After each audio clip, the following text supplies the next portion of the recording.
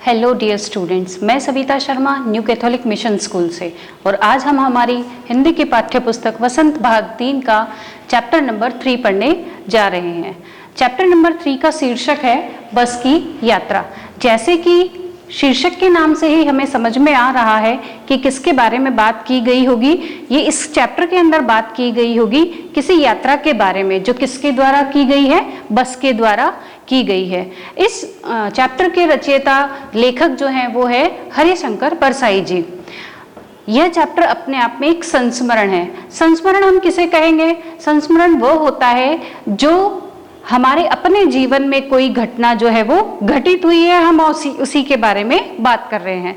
तो परसाई जी इस पाठ के अंदर अपने जीवन में ही घटित हुई एक घटना के बारे में हमें बता रहे हैं और इस संस्मरण को उन्होंने बड़े ही व्यंग्यात्मक रूप में लिखा है। अब व्यंग हम किसे कहते हैं? व्यंग हम उसे कहते हैं कि हमारे आसपास में कुछ ऐसी घटना घटित हो रही है, कुछ ऐसी बात हो रही है जो हमें बिल्कुल अच्छी नहीं लग रही हो, लेकिन हम उसे सामने वाले को जब हम उस बात को कहेंगे तो किस रूप में कहेंगे कि उसे बुरा भी ना लगे और हम अपनी बात भी कह सकें। बड़े ही सरलता से हम अपनी बात को कह दें और वो एक मजाक के रूप में, हल्के फुल्के मजाक के रूप में बात जो है वो चली जाए। और इसी व्यंग को उन्होंने बहुत हास्यपूर्ण ढंग से जो है वो बताया है और लिखा है। बस की यात्रा के अंदर हमें बताया गया है, हरिशंकर जी जो है वो अपने 5 मित्रों के साथ एक यात्रा पर निकले थे, लेकिन उन्हें वापस अगले ही दिन सुबह जबलपुर पहुंचना अत्यंत आवश्यक था। क्यों? क्योंकि उन्हीं के साथ के 2-3 मित्रों को अगले दिन की अपनी ड्यूटी ज्वाइन करना जरूरी था। इसीलिए अब जैसे भी जाना था वह जाना जरूरी था। उन्होंने जब पता किया कि शाम को 4 बजे जो है वो यहाँ से बस निकलेगी जो हमें पन्ना पहुंचाएगी और पन्ना से ही इसी की एक और बस मिलेगी, इसी कंपनी की एक बस मिलेगी जो हमें सतना तक पहुंचाएगी और वो सतना पहुंचने वाली बस जबलपुर के लिए हमें ट्रेन मिला देगी और हम सुबह जो है वो अपने समय के अनुसार जल्दी ही जबलपुर पहुंच जाएंगे। तो इस तरह से जो है उन्होंने अपना सफर आगे का तय करने का तय किया। लेकिन हम बता सकते हैं कि इस एक संस्मरण के माध्यम से, इस पाठ के माध्यम से हरिशंकर जी ने उन बस कंपनियों पर व्यंग किया है जिन बसों की हालत बहुत खराब है, लेकिन फिर भी उनको चलाए जा रहे हैं। उनका जो मेंटेनेंस है वो प्रॉपर नहीं हो रहा है, जिसके कारण यात्री भले ही परेशान होते हैं, वो पैसा लेते हैं और बसों की मेंटेनेंस जो होती है वो ठीक से नहीं होती है। तो इस पाठ के माध्यम से हरिशंकर जी ने बताया है कि किस तरह से बसों की हालत, इंटीरियर हालत, अंदर की कंडीशन जो है वो खराब हो रही है। सारे मित्रों ने मिलकर के शाम को 4 बजे जाने वाली बस से जाना तय किया। जब वहां पहुंचे बस के लिए तो आसपास के लोगों ने और बाकी सभी लोगों ने सलाह दी कि इस शाम वाली बस से कोई यात्रा नहीं करता है। तब उन्होंने पूछा कि कोई भी समझदार व्यक्ति उस शाम वाली बस से यात्रा नहीं करता है, लेकिन लेखक का जाना बहुत जरूरी था, इसलिए उन लोगों ने तय किया कि अब हम इसी 4 बजे वाली बस से ही जो है वो आगे का सफर हम तय करेंगे। सारे मित्र और स्वयं हरिशंकर जी जो है वो बस के में बैठ करके और आगे के सफर के लिए रवाना हो गए। जैसे ही बस में बैठते हैं, उसी बस के अंदर बस के एक और हिस्सेदार उसी बस के अंदर सफर कर रहे होते हैं। बस के हिस्सेदार साहब से उन्होंने अंदर की हालत को देख करके और कहा कि क्या यह बस चलती है? हिस्सेदार साहब ने तुरंत कहा, क्यों नहीं चलती साहब, बिल्कुल चलती है। फिर देखा और कहा कि क्या ये बस अपने आप चलती है? उनके कहने का मतलब यही था, व्यंग कर रहे थे वे उन पर कि उसकी कंडीशन देख करके तो ऐसा नहीं लग रहा है कि बस जो है वो अपने आप चलती है। ऐसा तो नहीं कि इसको धक्का देके आगे बढ़ाना पड़ रहा हो। लेकिन हिस्सेदार साहब ने कहा, नहीं नहीं साहब, स्वयं चलती है बस। ठीक है, धैर्य धारण करके लेखक और उनके मित्र जो है वो बस के अंदर बैठे और अब जो है बस स्टार्ट हो गई। जैसे ही बस स्टार्ट हुई, पूरी बस हिलने लगी। ऐसा लग रहा था मानो इंजन स्टार्ट नहीं हुआ है, पूरा इंजन चलने लगेगा। अब थोड़ी ही देर में इंजन जो है वो स्वयं चलने लग जाएगा। देखा बस धीरे धीरे जो है चलना शुरू हुई। बहुत धीमी स्पीड में चली और थोड़ी ही आगे बढ़ी ही थी, अभी देखा पेट्रोल टैंक से पेट्रोल रिसना शुरू हो गया है। इट मीन्स पेट्रोल टैंक फूटने लगा है, उसमें होल कहीं हो गया है, छेद हो गया है, जिसके कारण पेट्रोल निकलने लगा है।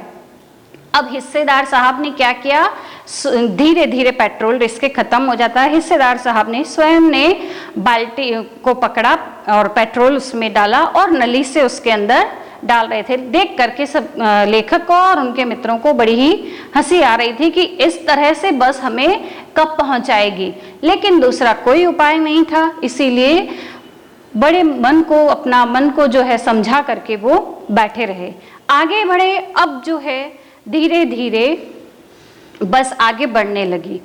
हिस्सेदार साहब ऐसा लग रहा था देखने के बाद में कि उस टैंक को गोदी में बिठा के रखा हो, और जैसे हम छोटे बच्चे को गोदी में लेकर के माँ बोतल से दूध पिला रही हो, ऐसा मानो वो अपनी गाड़ी को दूध पिला रहे हो। उसी में से मित्रों ने, अब लेखक कहते हैं कि क्या हम पहुंच पाएंगे। उन्हीं के एक डॉक्टर मित्र ने कहा, चिंता मत करो, बस इतनी वयोवृद्ध है कि बहुत ही अनुभवी है ये, हमें चिंता करने की कोई जरूरत नहीं है, हम तो आराम से पहुंचेंगे। और हमें बस कैसे लेके जाएगी, जैसे एक माँ अपने बच्चों को संभाल करके लेके जाती है, वैसे ही हमें लेके जाएगी, चिंता की कोई बात नहीं है। क्यों? क्योंकि डॉक्टर मित्र को भी पता था इस बस में बैठने के अलावा दूसरा कोई उपाय अब नहीं बचा है। ठीक है, सब लोग बैठे और उसके बाद अब बस ने 15-20 की कुछ स्पीड पकड़ ली और धीरे से जो है आगे चलने लगी। थोड़ा आगे चली और बस की हेडलाइट्स खराब हो गई, यानी बंद हो गई। अब आगे आने वाला कोई वाहन नजर नहीं आ रहा था। अब तो ऐसा लग रहा था जाने कब बस आगे किसी पेड़ से और रोड में किसी वाहन से टकरा करके एक्सीडेंट ना हो जाए। सब अपनी जान को हाथ में लिए हुए आगे बढ़े चले जा रहे थे। थोड़ी ही दूर आगे चलते हैं, पीछे से गाड़ी स्पीड में आती है तो बस ऐसे साइड में हो जाती है मानो वो कह रही हो, बहन तुम आगे चली जाओ, मेरी तो अब ऐसी उम्र ही नहीं रही है कि मैं इतने स्पीड में आगे जा सकूं। वो आराम से उस दूसरे वाहन को साइड देती है और फिर धीरे धीरे कुछ चांदनी में रोशनी, जो वो भी क्षीण है, चांदनी भी क्षीण है, कोई बहुत ज्यादा सड़क पर चांदनी नहीं है, उसी के सहारे आगे बढ़ती जा रही है। लेखक इतना डरे हुए थे, ऐसा लग रहा था मानो अब किसी पेड़ से टकरा करके ये गिर ना जाए। इतनी सारी चीजों को लेकर के बड़े ही परेशान जो थे लेखक और उनके मित्र, आगे बढ़ती चली जा रही थी। अब जो है फिर पता चलता है कि बस जो है वो आगे एक पुलिया के ऊपर पहुंचकर रुक जाती है। देखा क्या हुआ, पता चला एक टायर पंचर हो गया है और फिर से उसकी हवा निकल गई है और वहीं पुलिये के ऊपर बस जो है वो रुक गई है। अब ये जो था फिर एक जान पर बनी आई थी सारे लोगों को कि अब क्या आगे बढ़ पाएगी। उस टायर की हालत ऐसे लग रही थी मानो वो रो रो कर पुकार रहा हो, अब मुझे बदल लो। लेकिन हिस्सेदार साहब भी उस टायर की हालत को देख रहे थे, लेकिन किसी ने उस टायर को बदलने की कोशिश नहीं करी।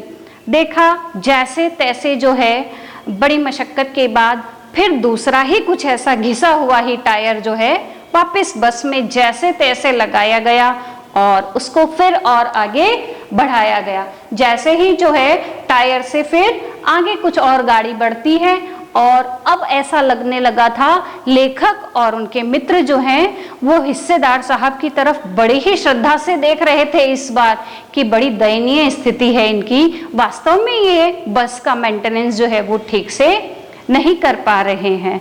ऐसा लग रहा था कि अब पता नहीं सुबह पहुंच पाएंगे या नहीं पहुंच पाएंगे। लेकिन सभी लोग बड़े इत्मीनान से अब अपने मन को समझा चुके थे और बड़े इत्मीनान के साथ बैठे थे कि अब कोई दिक्कत नहीं है, देखेंगे अगर पहुंचेंगे तो पहुंच जाएंगे, नहीं तो कोई बात नहीं है। ऐसे उन्होंने अपने मन को समझा लिया था। क्यों? क्योंकि कोई उम्मीद नहीं थी बस को वहां तक पहुंचेगी या नहीं पहुंचेगी। लेकिन इस बात को सबने एक्सेप्ट किया और हंसी मजाक के साथ वहीं बैठे हंसी के ठहाके लगा रहे थे। तो इस प्रकार हमने एक व्यंग्यात्मक संस्मरण को पढ़ा, जिसको हरिशंकर परसाई जी ने लिखा है, और उन्होंने आज की बस कंपनियों के ऊपर एक कटाक्ष किया है और उन्हें बताया है कि किस तरह से बसों की हालत जो है वो जीर्ण हो रही है, बहुत खराब हो रही है। लोग जो है बसों में बैठने से पहले 100 बार सोचते हैं, लेकिन मजबूरी है कि उन्हें उन्हीं बसों के द्वारा